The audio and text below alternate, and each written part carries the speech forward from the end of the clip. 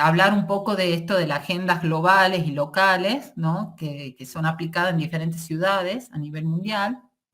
Por otro lado, identificar cuáles son esos temas, problemas que surgen, ¿no? de la interacción paisaje-ciudad y que sobre todo cobran relevancia en este contexto de pandemia, bueno, que nos vimos atravesados en el 2020, en donde empiezan a aparecer algunos temas bueno, que llevan a que el paisaje requiera, ¿no? Estar inserto en las políticas a escala nacional, relacionado al cambio climático en sí mismo y al ambiente.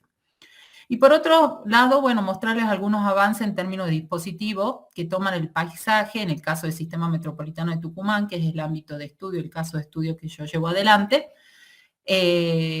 con el equipo donde me inserto. Bueno, yo vengo de un espacio de la universidad pública llamado el Observatorio de Fenómenos Urbanos Territoriales, que está dentro de la Facultad de Arquitectura y Urbanismo en la Universidad Nacional de Tucumán. Nosotros lo que nos interesa es, parado del derecho a ciudad, digamos, construir información sustantiva que nos posibilite identificar cuáles son esas dinámicas que va caracterizando al aglomerado metropolitano de Tucumán. Y cuáles son esas tensiones o demandas que afectan o comprometen el enclave de derecho a la ciudad, ¿no? Un poco desde donde yo, bueno, vengo construyendo, digamos, el conocimiento, ¿no? Y el concepto de paisaje, es pensado, digamos, a partir de considerar el paisaje como un constructo social y como infraestructura para el territorio. Estos conceptos, digamos, están un poco imbrincados en los conocimientos propios de la geografía cultural y del urbanismo del paisaje principalmente. Entonces, es, digamos, a partir de ese giro cultural postmoderno, donde el paisaje atiende a otras nociones que lo alejan de esas miradas armónicas que lo caracterizan en la modernidad, ¿no? Al paisaje entendido como lo bello, para atenerse a ciertas condiciones de conflictos, de problemática que lo van conformando. A raíz de este giro cultural postmoderno, es donde empiezan a aparecer otras miradas del paisaje, empieza a comprenderse el paisaje desde la totalidad del territorio, ¿no? Ya un poco alejado de esa mirada esteticista vinculado a lo bello y a lo armónico, donde empiezan a aparecer nuevas valoraciones en esa relación sociedad-naturaleza, y también donde empiezan a aparecer otros y visibilizarse otros actores constructores de este digamos, paisaje. Entonces, así es como se lo caracteriza como constructo social, ¿no? Que está mediado por cuestiones que tienen que ver con la cultura, que tienen que ver con la técnica, y que lo conforma como una base, digamos, una base territorial, perdón, acá, como una base territorial material, como un objeto de estudio. Entonces, desde entenderlo, desde estas esferas de, digamos, que lo conforman, la cultural, la política y la técnica, encontramos en las investigaciones, porque bueno, hay otros miembros del equipo que también están parados desde el tema del paisaje, de caracterizar el paisaje desde una dimensión más bien interpretativa, ¿no? En donde importan esos componentes territoriales, espaciales, las formas resultantes, esas valoraciones socioculturales, esas cuestiones perceptuales que lo hacen, y la normativa y técnica como un elemento y un dispositivo que también lo va conformando. Y por otro lado, y esto ya más parado desde el urbanismo del paisaje, comprender el paisaje desde una dimensión propositiva. Entonces, en ese sentido, pensar el paisaje como una infraestructura soporte de diferentes procesos de territorialización, donde es necesario recuperarlos e intervenirlos desde esa misma lógica. También hay otra idea que es importante, y por eso digo, en la concepción actual y más contemporánea del paisaje, es esa relación y esa redefinición a la luz de la globalización y de las políticas neoliberales que llevaron o tendieron a que se den algunos procesos de homogeneización del paisaje y sobre todo generan intensas transformaciones, digamos, en los territorios en donde principalmente en nuestro ámbito latinoamericano y en nuestras ciudades, y lo vemos observado, digamos, en los últimos años, están caracterizados por profundas desigualdades socioterritoriales. Entonces, un poco parados desde estos dos contextos, ¿no? Y sobre todo recuperando el último cuarto del siglo XX, principio del siglo XXI, es que voy un poco conceptualizando esta noción de paisaje. Bueno, esta idea de constructo social, ¿no? Resultante de diversas trayectorias y diálogos entre la sociedad y la naturaleza a lo largo del tiempo, esta idea de que se conforma como una base material e inmaterial que nos permite entender y visibilizar procesos de territorialización y apropiación diversos del territorio, pero a su vez también desiguales, porque el paisaje es como una ventana a través de la cual, o un lente, nosotros podemos ver o caracterizar esas desigualdades que van conformando el territorio. Aquí es importante, desde esta noción del paisaje como constructo social, recuperar esas percepciones, el tema de las percepciones y por parte de los diferentes actores y esos elementos identitarios que lo van conformando. Y en este sentido, bueno, ya voy a lo metodológico, siempre se utilizan enfoques más de tipo cualitativo, el tema de los mapeos sociales, el tema de las entrevistas, es desde donde uno puede recuperar y comprender el paisaje como este resultante de lo que la sociedad ve, percibe y a su vez va reflejando en ese territorio, ¿no?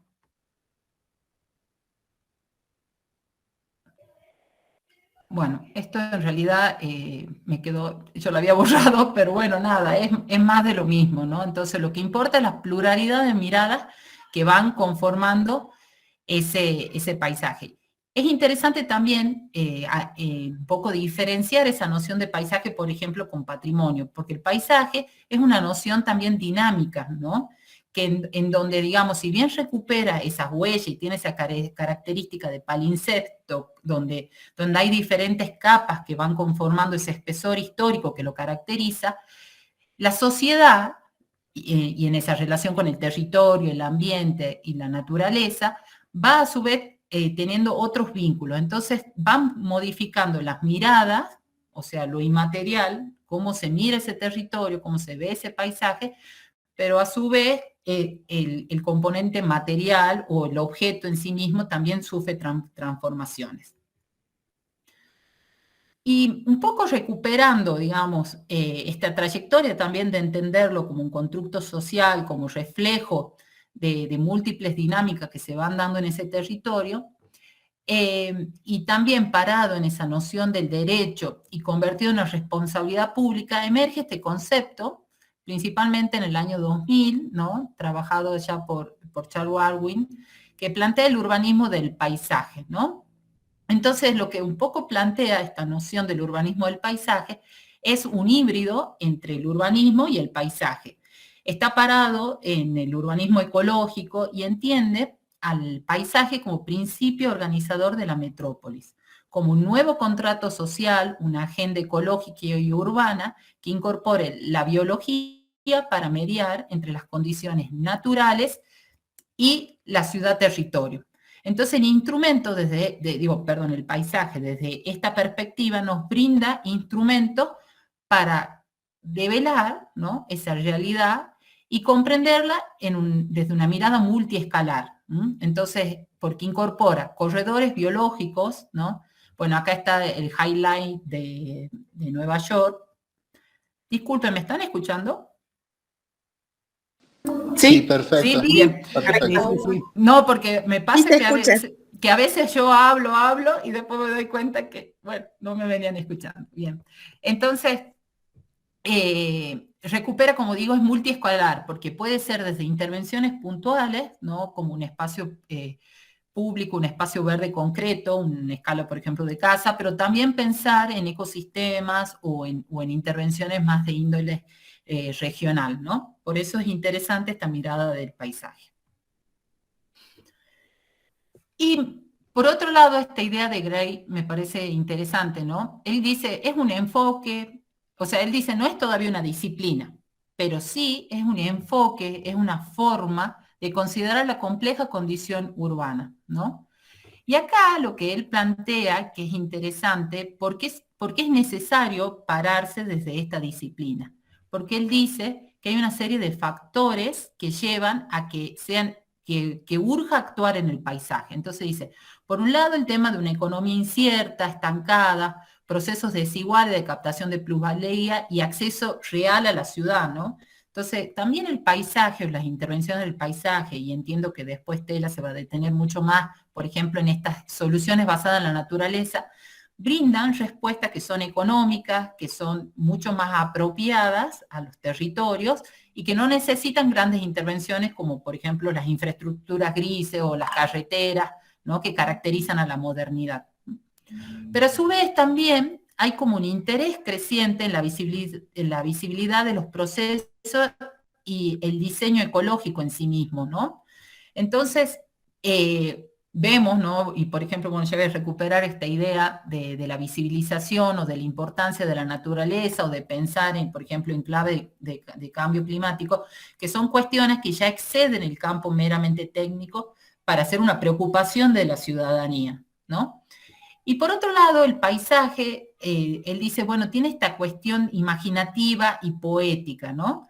Porque nos permite como desentrañar sistemas que son invisibles, como sumarlos, desentrañarlos y hacerlo parte de nuestra conciencia, de nuestra realidad cotidiana. Entonces, por ahí uno piensa, yo trabajé el tema por ejemplo, las infraestructuras azules, ¿no? La canalización, que fue una práctica muy característica en nuestras ciudades. La canalización de esas infraestructuras, de elementos que eran invisibles, que de repente, al sacar esos canales, a no taparlo, por ejemplo, cuando son entubados, por ejemplo, lleva a que se visibilice cuál es esa trama ecológica que caracteriza ese territorio.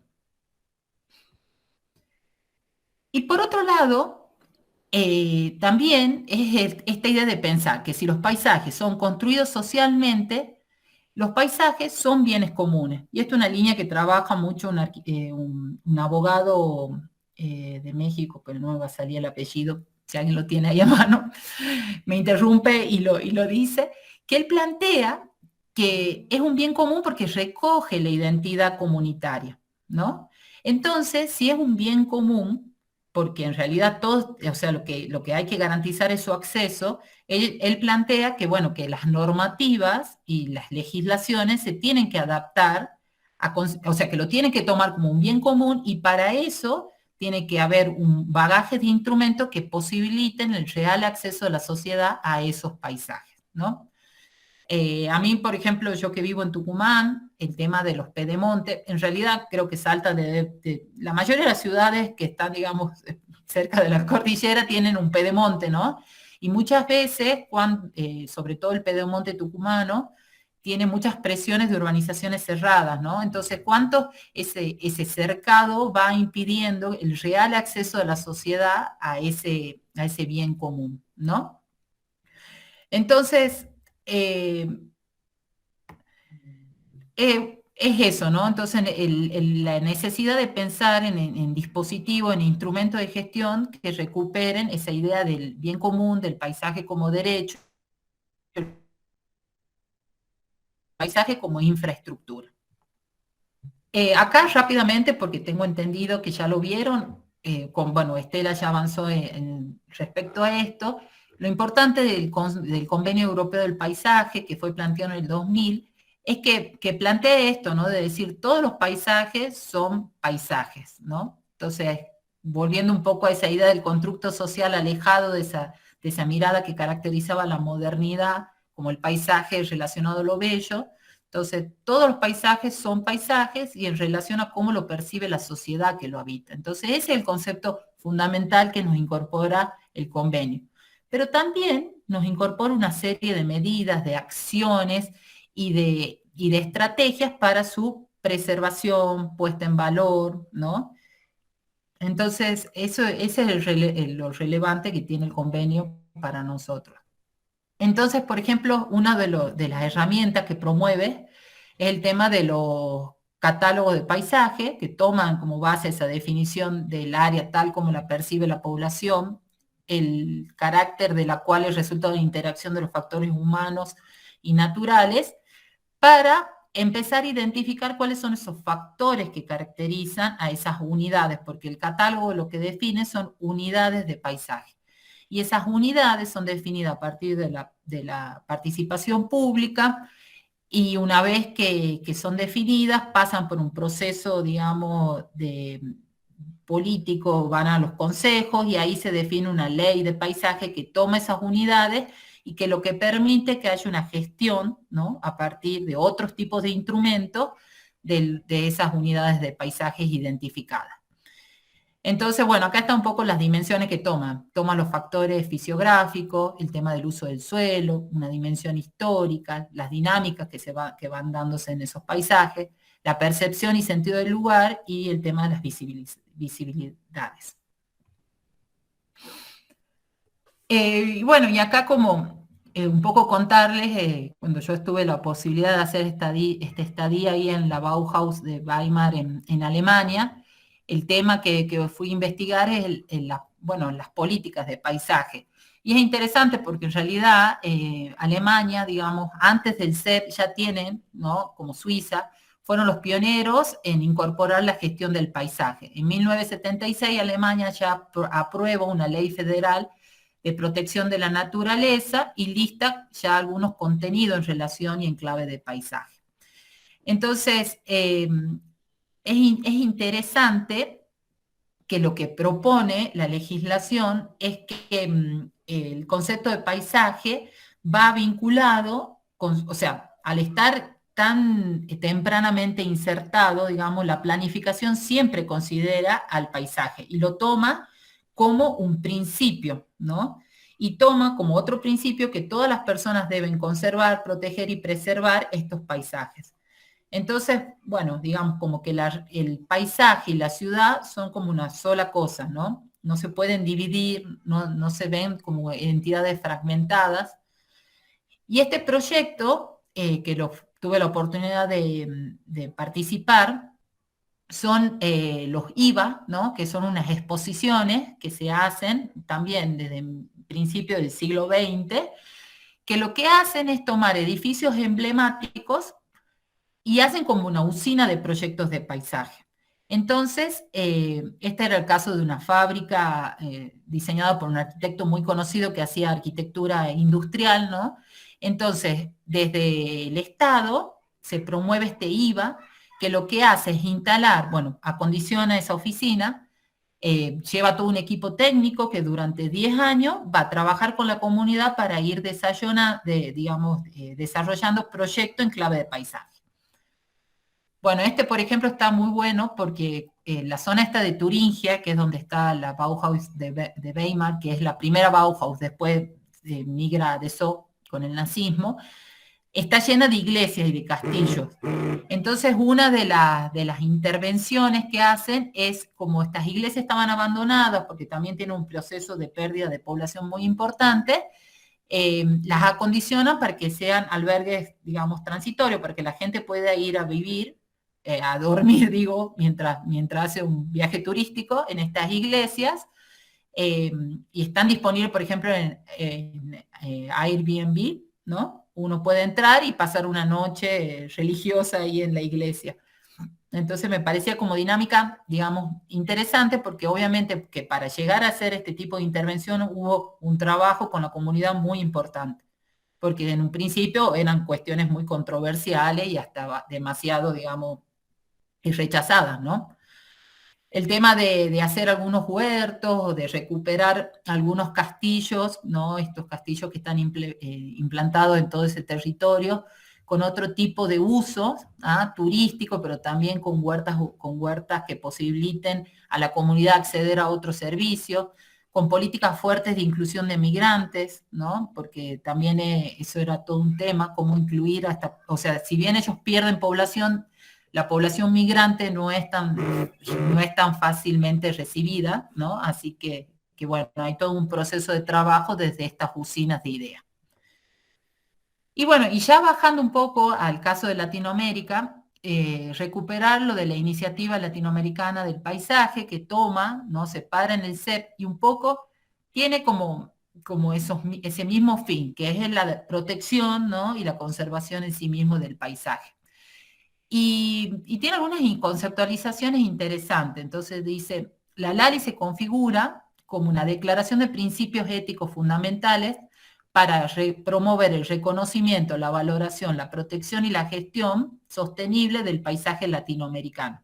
Y esto también lo hace similar al CEP con algunos tipos de dispositivos que serían convenios, acuerdos, cartas, catálogos, ¿m? Entonces donde los diferentes países van adhiriendo y van desarrollando a medida que se van sumando. Y bueno, y también parte de entender el paisaje como bien común, como derecho a la sociedad, y esto es de una diapositiva de la directora Fajardo del año pasado, donde ella, parada ya en el tema en sí mismo de la pandemia y de lo que generó en las ciudades y en los territorios, plantea como estos cuatro, digamos, enfoques desde donde habría que incorporar el paisaje. Entonces, por un lado, deshacer impactos y estructuras, crear nuevos paisajes de vida. Por otro lado, pensar en los paisajes productivos, más allá de la economía circular, y esto en clave de soberanía alimentaria. Pensar en distritos saludables, pensar en la ciudad de la proximidad, ¿no? En esos paisajes cotidianos que caracterizan el aislamiento. Lo que cobra relevancia son nuestras viviendas y nuestro entorno inmediato, ¿no? El tema de la centralidad como otro elemento fundamental en clave de derecho a la ciudad y de acceso, ¿no? Y por su lado, en la Argentina tenemos la RAP, que es la Red Argentina de Paisaje, que también toma la LALI, toma la SEP y avanza con el tema de estos instrumentos, ¿no? Y lo interesante, no sé si ustedes, bueno, están al tanto, pero seguro que la conocen, a la Ley de Ordenamiento de Bosques Nativos, ¿no? Que esa ley genera un fondo específico para la preservación digamos, de los bosques nativos. Entonces, un poco la idea es generar ese anteproyecto de ley de protección, gestión y ordenamiento del paisaje para la Argentina, para que también haya un fondo que posibilite la protección de los paisajes que sean identificados. Por eso, previamente tiene que haber un inventariado o un catálogo como instrumento previo para que la ley pueda implementarse. Entonces está ese anteproyecto y bueno, la RAP es principalmente quien lo milita desde el ámbito nacional, ¿no? Bueno, a ver, un poquito de vuelta. Y bueno, y ya más parado en las agendas globales, en la agenda urbana, en pensar en la nueva agenda urbana, ¿no? Están el tema de o sea, lo que yo un poco trato es hacer una traza y una vinculación entre lo que pasa desde el paisaje y lo que va pasando desde las agendas globales en clave de ciudad, ¿no? Desde la ciudad. Entonces, ¿qué vemos cuando vemos los objetivos de desarrollo sostenible? Que cada uno de estos objetivos, no todo, principalmente lo que están aquí marcados, que es el número 3, el 11, el 6, el 13 o el 15, toca componentes que hacen al paisaje. Y lo más importante de este enclave de paisaje, haciendo una lectura así, de digamos, de los ODS, es que por primera vez ponen a la ciudad como un componente fundamental para garantizar el desarrollo sostenible de los territorios. Y al incorporar a la ciudad y a los asentamientos humanos como un componente principal, recupera una dimensión cultural que caracteriza a la ciudad. Entonces, en ese sentido, yo creo que es importante rescatar este ODS 11, ¿no? Entonces, eh, para que las comunidades sean sostenibles y pensar en clave de bienestar, de salubridad, es necesario, digamos, poner a las ciudades en el centro de la agenda, porque de ahí van a salir las soluciones. Vivimos en un mundo urbano, ya hemos cruzado ese umbral del 50%, comenzamos el siglo XXI con más del 60% de población viviendo en ciudades, entonces las ciudades no podemos, digamos, dejarla de lado si queremos pensar en clave de desarrollo sustentable. Pero más que desarrollo sostenible, a mí me gusta la noción de desarrollo regenerativo, ¿no? Entonces, porque más o sea, hay muchos autores, por ejemplo, Diertert o Bonifetti, que plantean que el concepto de desarrollo regenerativo supera al de sostenible porque plantea un enfoque holístico, ¿no?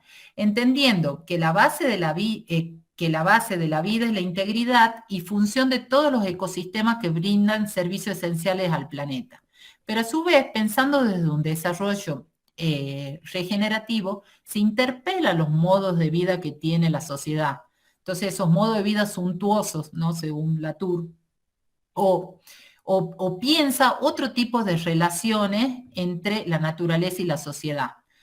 También recuperando Latour, la sociedad siempre ha significado asociación y no solo se ha limitado a los humanos.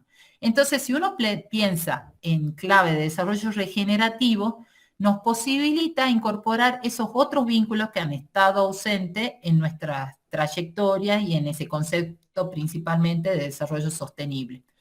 Después hay otros autores, por ejemplo, que plantean que el desarrollo sostenible, o en realidad va una crítica concreta sobre los ODS, dice que el ODS 11 no atiende, por ejemplo, a las dinámicas que pasan en las interfaces urbanos-rurales, sino que está centrado netamente en lo urbano desde una perspectiva más marxista, en cuanto a la división del trabajo, en cuanto a la división espacial, ¿no? De las diferentes dinámicas que la conforman, y no está incorporando otro tipo de vínculo y otro tipo de relaciones que van configurando esos territorios, ¿no? Entonces, un poco es como digamos, en este contexto, ¿no? De pensar en clave de un desarrollo regenerativo, de pensar en el tema de la renaturalización de las ciudades, de pensar en nuevos vínculos o renovados vínculos entre la sociedad y la naturaleza, en visibilizar a todos los actores que conforman ese paisaje, en resignificar nuestros paisajes cotidianos como elementos que sobre todo van siendo como emergentes, ¿no? A raíz, como digo, desde la pandemia a la actualidad, es que, bueno, acá con una colega, Patricia Herrero, con la que trabajamos y llevamos adelante un laboratorio de paisaje y ambiente dentro del Observatorio de Fenómenos Urbanos, pensamos que, por ejemplo, que una de las cosas a atender es el tema de la morfología urbana, ¿no? Entonces tenemos que pensar en variables, en indicadores de compacidad, densidad, en tejido, en espacios públicos, ¿no? Y un poco la pregunta que nos hacemos es cómo construir instrumentos de gestión urbana que generen escenarios alternativos frente a las demandas de nuevo estilo de vida y nuevas relaciones, ¿no?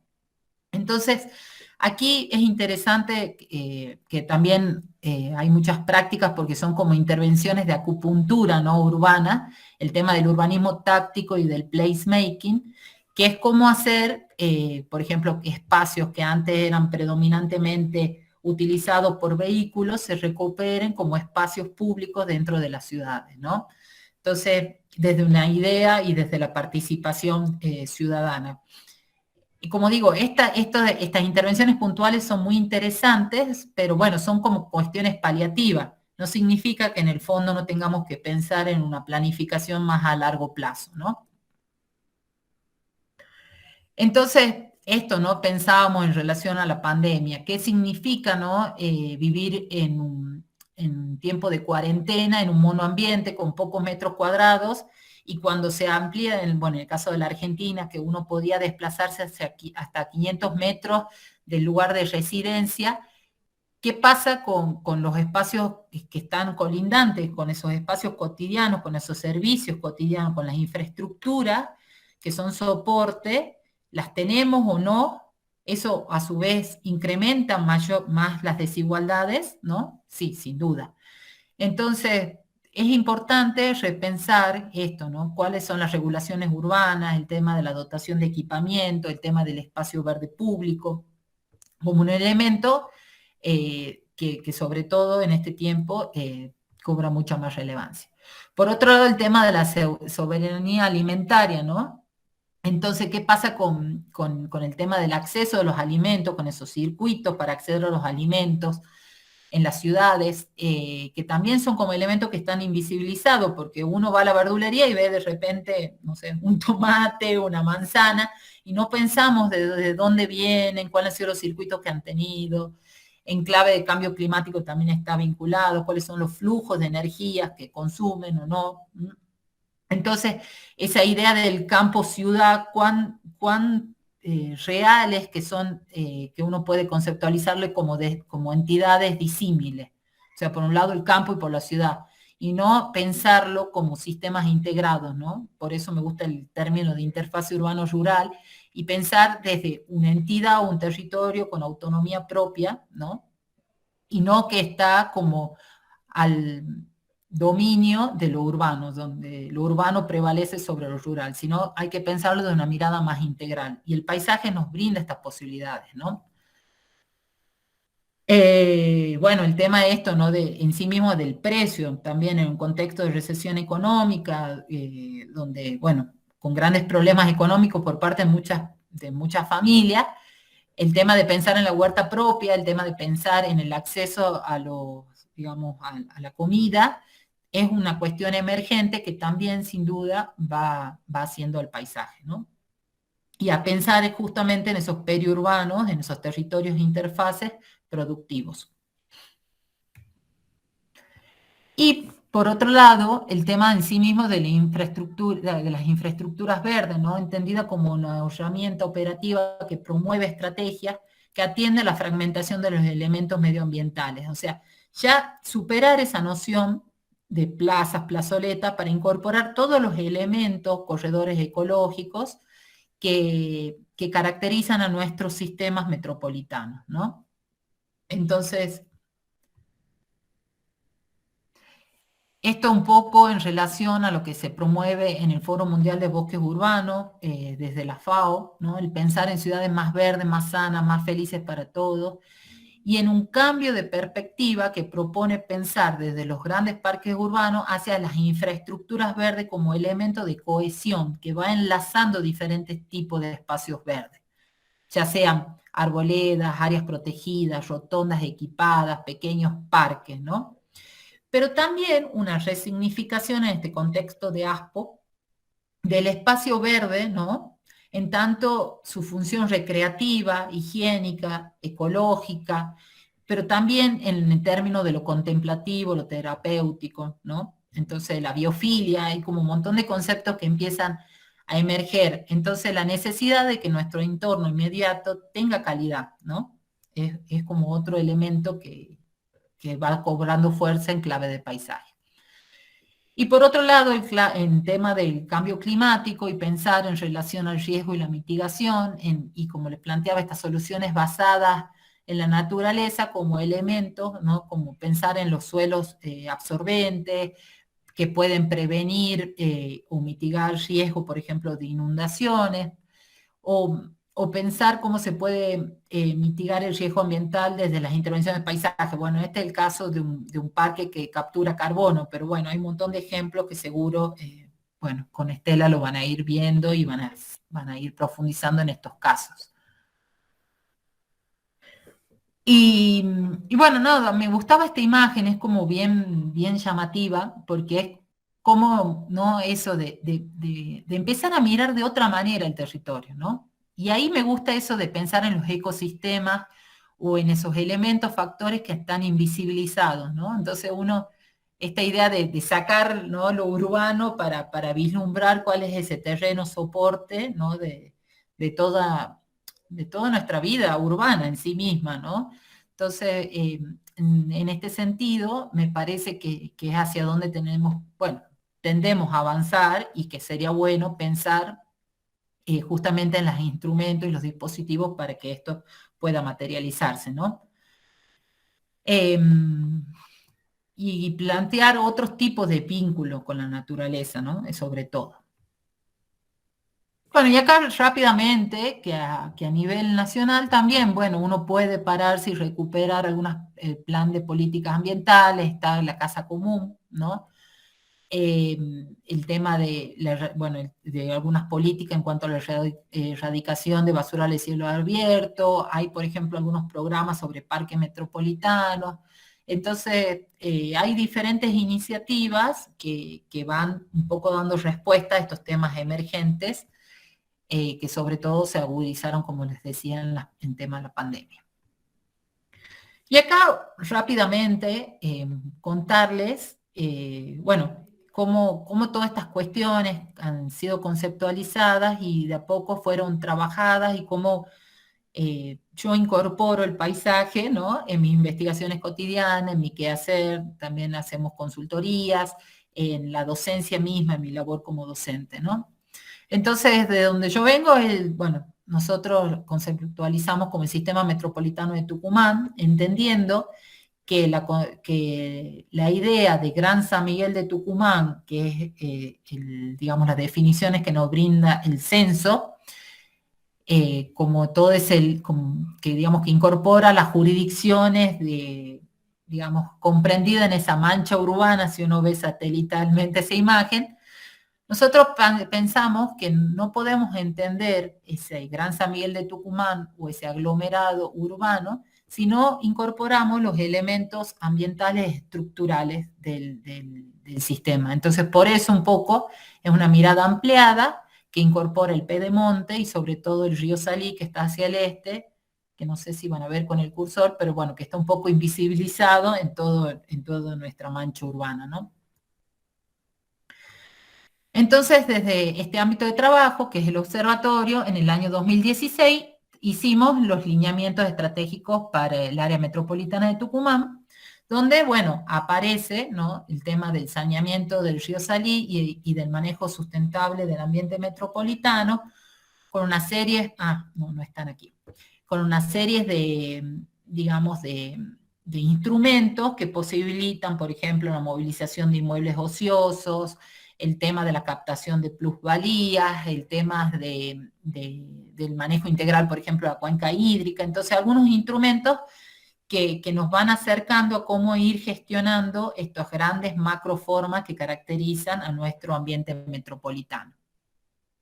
Y es interesante porque acá hay como un cambio de paradigma, no digo en cuanto a este trabajo, sino en cuanto a la mirada desde el urbanismo, ¿no?, y la planificación respecto a cómo se gestiona la ciudad.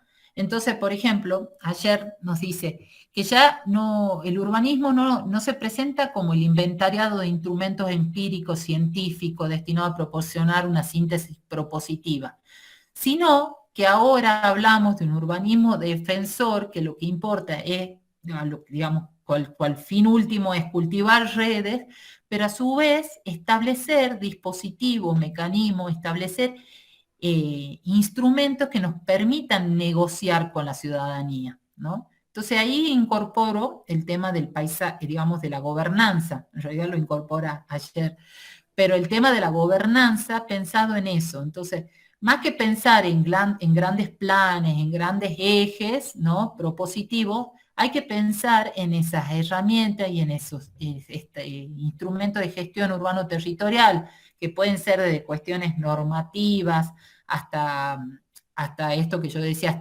hasta cuestiones de financiamiento, ¿no?, hasta inventariados, hasta algunos elementos que posibiliten la socialización del paisaje o de los temas que uno considera pertinentes, lo que van a generar el real cambio, ¿no?, de municipio, de los territorios a escala global, a escala metropolitana.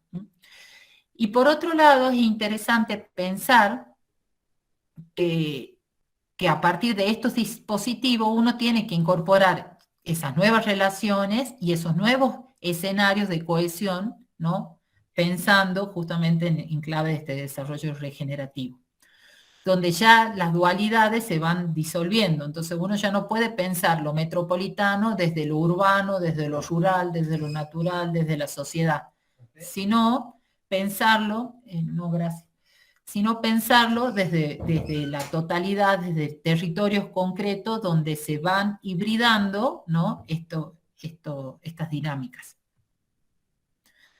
Y aquí un poco contarles las experiencias desde los laboratorios, ¿no? Nosotros concebimos los laboratorios como espacios de experimentación que nos permiten y posibilitan habilitar, trabajar con otro tipo de dispositivos, vinculado a la docencia, vinculado a la transferencia, y nos permiten comunicar, ¿no? En el caso del laboratorio, la idea del paisaje y de los elementos necesarios para reforzarlo e incorporarlo en la agenda pública del sistema metropolitano de Tucumán. Bueno, un poco, la modalidad, como yo le decía, es un observatorio que lo que le interesa es mirar las dinámicas, ¿no? que caracterizan el territorio. Entonces nosotros tenemos un visor web donde vamos volcando la información, y la información es de acceso público y uno puede acceder a esta producción de conocimiento.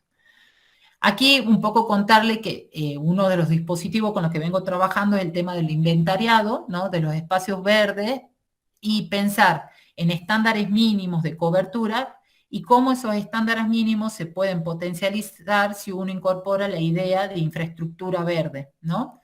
Entonces, esto rápidamente quería como mostrarles, porque, bueno, bueno, sobre todo el tema del sistema metropolitano de Tucumán es un sistema muy desigual, donde, digamos, el acceso a los espacios verdes públicos es otra brecha a subsanar, ¿no? Hay una disparidad muy grande entre lo que pasa hacia el este y hacia el oeste, que es el pedemonte, en términos de calidad y de acceso digamos, a los espacios verdes. Bueno, este era un poco, ¿no? Entonces, mientras tenemos algunas plazas con equipamiento, con caminería, tenemos otros espacios que no tienen nada, ¿no? Entonces, una de las preguntas es cómo incorporar estos espacios, cómo renaturalizar las ciudades, cómo aportar en clave de derecho bueno, a toda la sociedad. Entonces, en esta instancia estamos en este inventariado, y la idea sería, porque también trabajamos con mucha cartografía social, ahora que está un poco más flexible todo en relación a que, bueno, estamos mejor con el COVID, avanzar en un trabajo más con la comunidad para ir pensando cómo incorporar estos espacios como área de oportunidad, ¿no? Y que permitan una mejora en la calidad de vida de la población. Y sí. Sí, perdón. Sí. Quería hacerte una consulta en cuanto a esto. ¿Cómo trabajan el tema de el cuidado del espacio público y de la plantación? O sea, yo trabajo en la Municipalidad de Salta, y lo que nos cuesta un montón es el tema del cuidado de los implementos nuevos que uno les pone, que uno pone en un lugar público, y de la vegetación. O sea, la vegetación es algo que automáticamente pones y desaparece. Claro. O sea, árboles, plantas. Vos decís desde la ciudadanía. Claro. Que no respetan, claro. Bueno, porque en realidad nosotros creemos, o sea, como te digo, tenemos algunas experiencias realizadas sumamente exitosas. Nosotros, nuestra idea del trabajo del laboratorio es justamente, y por eso yo la investigación que llevo es paisaje y gobernanza, es pensar que o sea, como que uno, a partir de la implementación de mapeos sociales que están fundamentados en esa idea de la ciencia ciudadana, no sé si la han escuchado nombrar, que es la de pensar una ciencia más horizontal y una construcción del conocimiento más horizontal que incorpore a los ciudadanos. Entonces, a partir de la experiencia esta de mapeos, uno incorpora a los ciudadanos, y ellos son los que definen las demandas, ellos son los que te definen los criterios. Entonces, cuando vas a implementar el caso del equipamiento, el caso del arbolado, eso va acompañado, de esos mapeos van acompañados de una instancia de sensibilización, ¿no? Sobre ciertas temáticas. Por ejemplo, nosotros hemos trabajado mucho con el laboratorio de género en el tema de los trayectos seguros, ¿no? En relación al acoso callejero, íbamos a los municipios, entonces hacíamos caminatas con las personas, y ellos iban identificando cuáles eran los sectores más inseguros dentro de, digamos, de un municipio llamado Tafí Viejo. Y ahí, digamos, con un trabajo en articulación con los diferentes comercios, digamos, que los íbamos invitando a que se sumen a la caminata, que ellos iban escuchando los relatos digamos, de las diferentes personas que se iban sumando, lográbamos que pongan, por ejemplo, vieron los botones antipánicos, que si alguien va en la calle y se siente acosado, pueda entrar al lugar y sentirse como más resguardado. Entonces, es fundamental en ese sentido que la sociedad sea parte de esos procesos, ¿no? O sea, no digo el diseño colaborativo, pero sí que sea escuchada cuáles son los requerimientos o qué es lo que ellos quieren, porque quizás que uno va y plantea desde lo técnico o porque tiene los financiamientos un área de juego, un área de deporte, y nos pasó que a veces decían, no, nosotros preferimos que esto sea una cancha de fútbol, no sé, aunque no es tan inclusivo, pero digo, hay diferentes espacios que tienen su identidad y por eso es interesante la perspectiva del paisaje, ¿no? O sea, que tiene su identidad, sí tiene su arraigo, y que por ahí uno dice, acá no hay nada, pero en realidad hay mucho, ¿no? Entonces, eso es lo interesante, recuperar eso de esas miradas, esas identidades que conforman los espacios, y que a su vez, bueno, pero a ver, lo mismo, el vandalismo siempre va a estar, porque siempre va a haber otra persona que no es del barrio, que no lo va a cuidar, pero creo que estos dispositivos generan otro tipo de sensibilización que posibilita una mayor apropiación, ¿no? Por parte de la comunidad, porque en realidad está dando respuesta a sus necesidades. Ahí levantó alguien la mano. No sé, no leo. ¿Silvana? Silvina. Sí, yo lo que quería aportar es, digamos, desde la experiencia, yo he trabajado hace tiempo en espacios verdes en la Municipalidad de Jujuy y las experiencias que mejor resultado dieron son, como decías vos, cuando a las personas que viven en el barrio o que están alrededor de ese espacio verde, vos las haces parte del proyecto y ellos pasan a ser actores principales después en cuidar, en mantener, en todo eso. Distinto Exactamente. es cuando vos vas a armar un espacio verde, se los dejas ahí y no los hiciste partícipes a las personas que lo van a usar. Es completamente diferente la experiencia en uno y otro caso. Exactamente. Sí. Perdón, no. Ah, no, claro, es lo que digo. O sea, nosotros, a ver, cuando uno se aproxima al territorio, y como técnico, como arquitecto, como urbanista, decimos, no hay nada, ¿no? No hay ningún instrumento, bueno, ahora por ejemplo yo estoy trabajando con municipios muy chicos en la elaboración de instrumentos de gestión. No hay planes, no hay códigos de edificación, códigos, nada. Entonces, uno tiene como una mirada de eso, ¿no? De no hay. Y vos decís, bueno, y por otro lado, yo, bueno, soy docente, entonces enseño, difundo estos temas. Entonces, nosotros a partir de los laboratorios pensamos, decimos, bueno, pero también es importante la comunicación, ¿no? La comunicación, la sensibilización.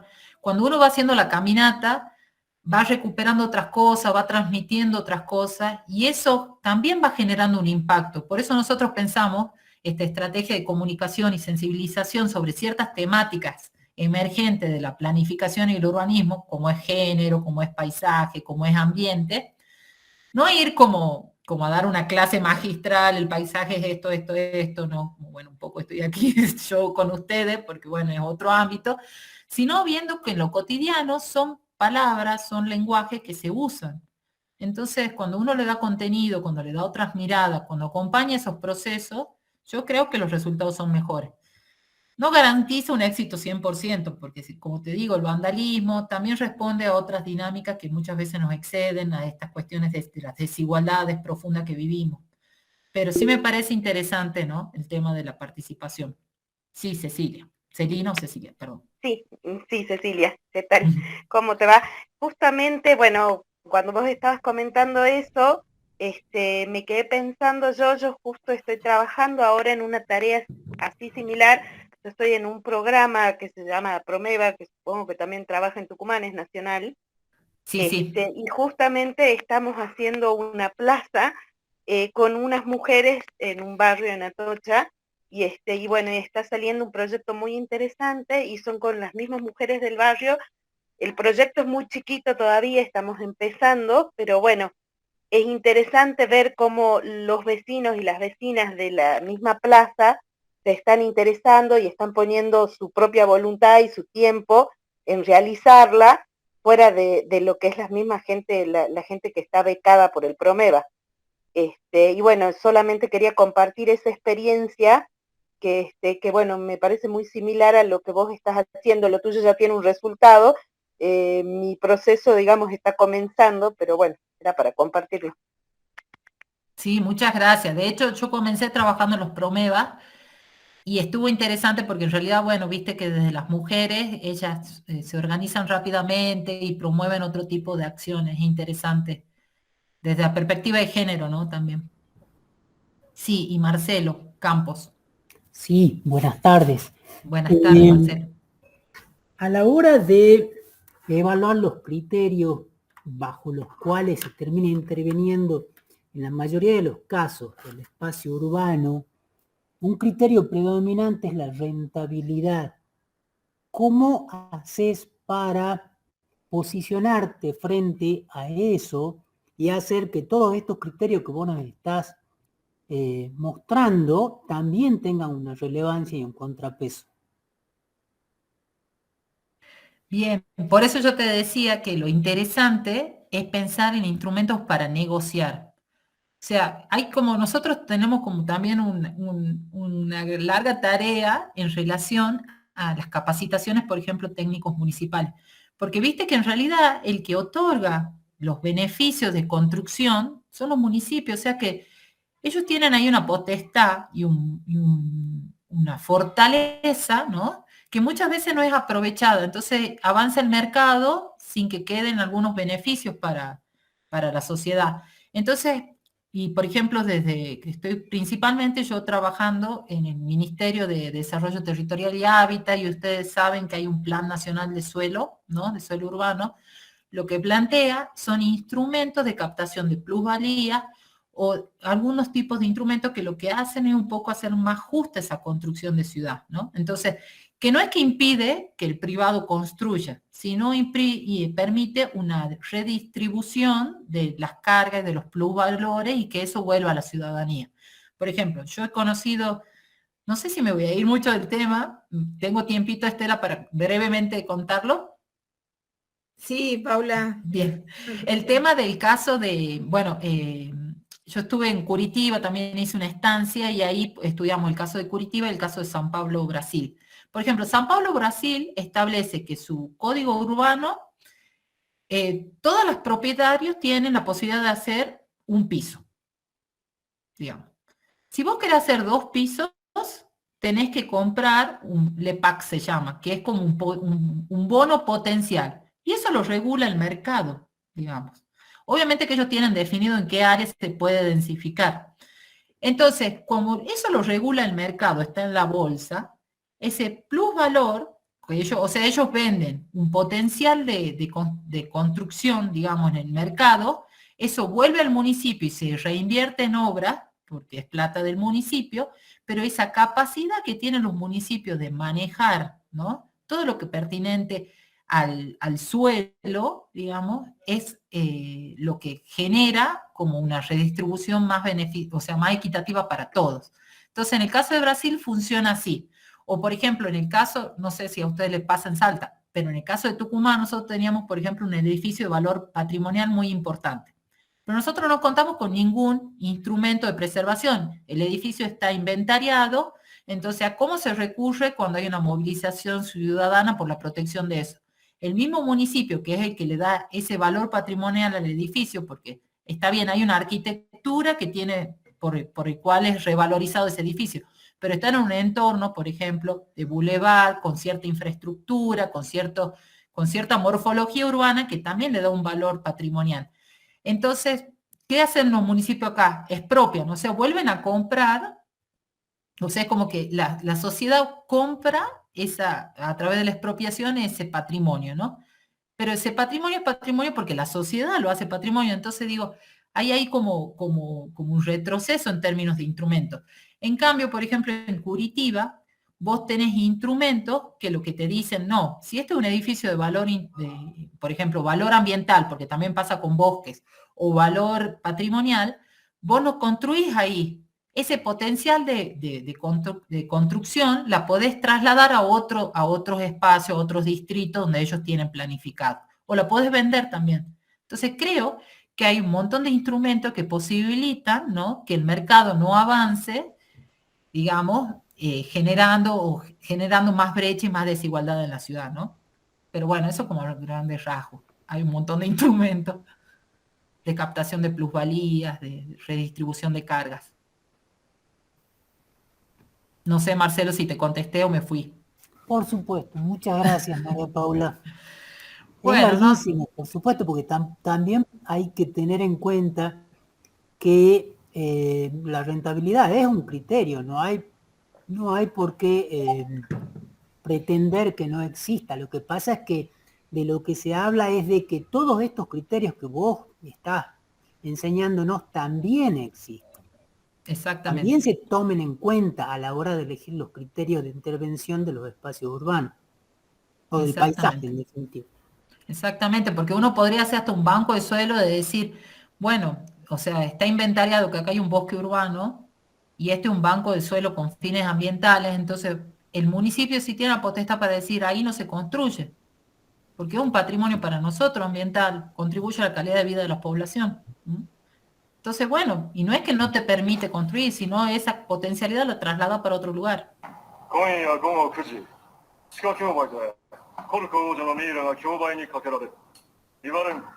Hola, Marcos. Hola, hay algo ahí hablando, un chino parece. Marco. Sí. Bueno, mira, no voy a hacer mucho más largo. A ver, no sé qué quedaba de la presentación, ya era la última, creo. A ver, paso. Bueno, esto nada. También es interesante ver el tema de las cualidades urbanas. Esto es un trabajo que hicimos con una becaria en relación al acoso callejero, ¿no? Y cuáles eran los elementos que incrementaban la inseguridad de las personas, ¿no? Y dónde se daban principalmente los acosos. Bueno, en el 82% eran las calles, y bueno, los otros en menor medida en plazas, en parques. Entonces decíamos, ¿cuáles eran las características que tienen los espacios públicos que aportan a la seguridad? Entonces aporta un montón la iluminación, la limpieza, que haya comercio, o sea, la vitalidad de los espacios, que haya comercio abierto. El tema, por ejemplo, de la policía, ¿no?, que uno directamente vincula seguridad con las fuerzas policiales, no termina siendo un elemento tan importante. Pero, por ejemplo, la presencia de lotes baldíos, de viviendas abandonadas o de zonas, digamos, con depósito de basura, son elementos que sin duda incrementan la inseguridad. Y ese, bueno, es todavía...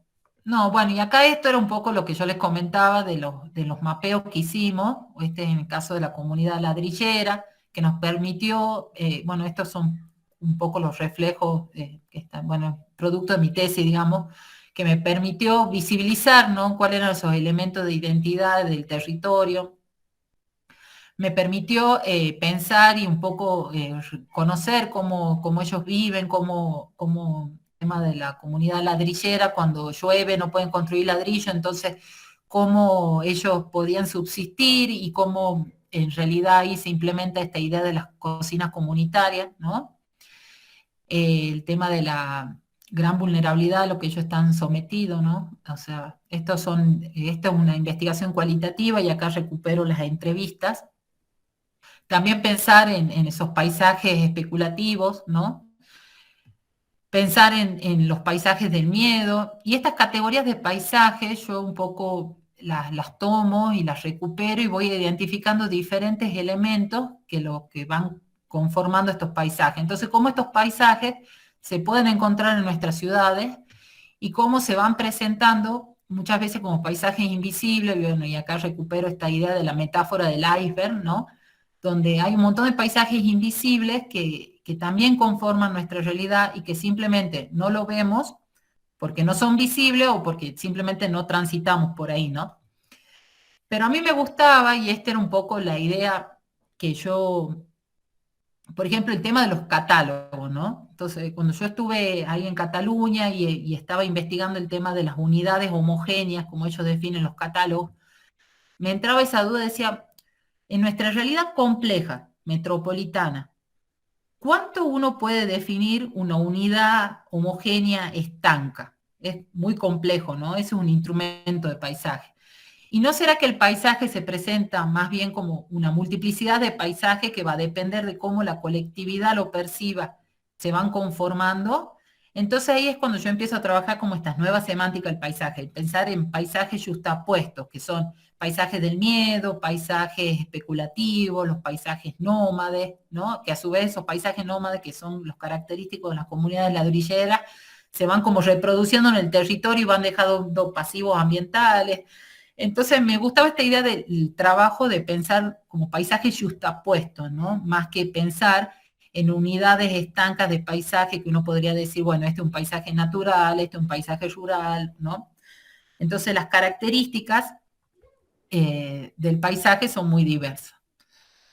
Bueno, y este también un poco la carta, algunos avances en términos de carta de paisaje, no me voy a detener mucho, pero sí, bueno, un poco ya a modo de conclusiones, a mí me gustaba esto, ¿no? ¿Qué nos aporta el paisaje? Pensar, ¿qué nos aporta el paisaje para entender, para proponer en la ciudad, ¿no? Entonces, pensar en la hibridez, pienso que es algo muy importante que nos aportan los paisajes, donde ya no están esos elementos duales, ¿no? Como yo decía, lo urbano, lo rural, lo natural, la sociedad, sino tenemos que pensar desde la integración de esos componentes, porque uno ya no puede pensar lo urbano si no está pensando en lo rural, si no está pensando en clave de seguridad alimentaria, si no está pensando en ambiente, en clave de cambio climático, ¿no? Entonces el paisaje nos da esa oportunidad de pensar en conexiones globales.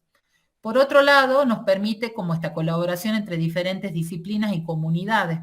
Y ahí incorporaba el tema de la ciudadanía y de las construcciones más horizontales del conocimiento, ¿no? Y nos permite desentrañar los sistemas invisibles, hacerlo parte de nuestra conciencia, recuperar esos elementos de identidad. Entonces, también ahí el paisaje tiene ese gran potencial de sensibilización y comunicación, que es un poco lo que nosotros desde el laboratorio militamos, ¿no? Esta idea de comunicar el paisaje, de sensibilizar, para que realmente cuando las sociedades se apropien del concepto y de esa idea, creemos que va a ser el medio para que se pueda preservar, se pueda poner en valor y podamos pensar otro tipo de agenda para nuestras ciudades, ¿no? Bueno, y eso era todo, digamos. Perdón si fue muy extenso. Paula. Me copé hablando. No, No, no. La verdad es que muchísimas gracias. Espectacular la exposición desde lo que significa el paisaje en relación a la ciudad y esta experiencia del laboratorio que tienen ustedes, que es tan valiosa, que nos tenemos que sentar a charlar porque tenemos que compartir experiencias. Nosotros estamos haciendo algunas también. Súper interesante. Te agradezco muchísimo tu tiempo, tu esfuerzo. No, muchas gracias a ustedes.